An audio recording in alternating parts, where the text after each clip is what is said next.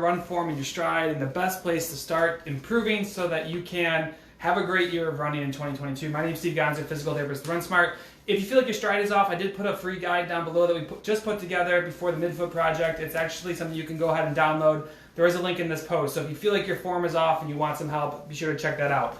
When I talk to runners about where to improve, and I have Winston here trying to distract me, when I talk about trying to improve their run form, the first place we always love to start is learning to improve foot strike. So let's just say this is you running down the road, that's a giant foot.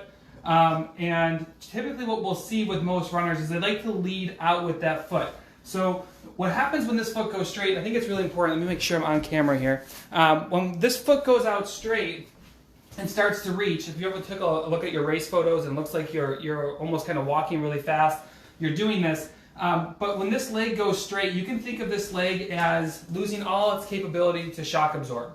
Because that leg is perfectly straight, the ground is going to come in and contact it and drive you straight in. Think about jumping and landing. You wouldn't land with a straight locked knee because the joints need to hinge and allow you to shock absorb. So when that leg goes completely straight, you lose, there's no shock absorption there, and it's like you're taking all of the bang from running right through your joints, particularly the knees. So we want to make sure that we're trying to break away from this. Again, the guide that I put down below, there's a link to it, will help you learn how to find a better way to land. I'll be talking about it all month, about run form. But from an injury standpoint, this is tough. But also think about where this foot comes in contact. The further you get out here, the more in trouble you're going to get because you have to overcome that force. The ground's you're coming into the ground's coming into you. The net effect of this is up and backwards. And that's really tough to overcome, and it creates a jarring motion in most people's run form. So it's almost like you have to tap the brakes. You tap the brakes every time you take a step. It's 160 times a minute for most people, so it's a lot of repetitive tapping of the brakes and restarting again.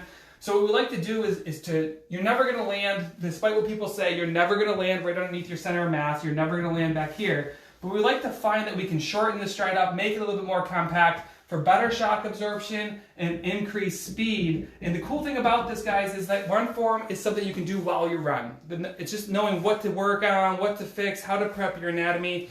Check out the link in this post. It's like a 7-page guide of my favorite exercises, what you want to be focused on in your run form. It'll teach you where you can get started with this. But if you feel like your stride is off, I definitely encourage you to check it out. It's something that can help you now and forever in your running career to improve your run form. All right, so try to avoid some of this. Stay tuned. I'll be talking about this all month as we get ready for the midfoot project this year. But until now, go ahead and download that free guide and let me know if you have any questions in the comments. All right, everyone, have a great night, and I will talk to you guys soon. Bye.